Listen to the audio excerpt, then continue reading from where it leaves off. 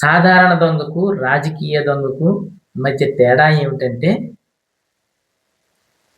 సాధారణ దొంగ మీ పర్సు, మీ చేతి గడియారాన్ని, లేతే మీ మెడలో ఉన్న బంగారు గొలుసుల్ని మొదలైన వాటిని దోచుకుంటాడు. మరి రాజకీయ దొంగ మీకు తెలియకుండా మీ భవిష్యత్తుని, మీ జీవితాన్ని, విద్యను, ఆరోగ్యాన్ని, వ్యాపారాన్ని అన్నిటినీ దోచేసుకుంటాడు. చిత్రం ఏంటంటే, సాధారణ దొంగ ఎవరిని దోచుకోవాలో అతనే ఎంచుకుంటాడు. నిన్ను దోచుకునే రాజకీయ దొంగను నువ్వే ఎంచుకుంటావు.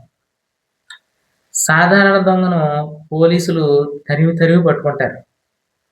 కానీ రాజకీయ దొంగకు ఏ హాని కలగకుండా పోలీసులే అనుక్షణం కాపాడుకుంటూ ఉంటారు.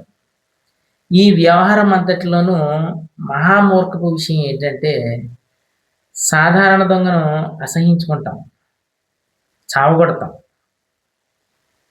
రాజకీయ దొంగకు మనం ఏం చేస్తాం? భజన చేస్తాం. వాడి కోసం మనం పరస్పరం కొట్టుకు చస్తాం. ఇది నేటి సమాజంలో ఉన్న విచిత్ర పరిస్థితి.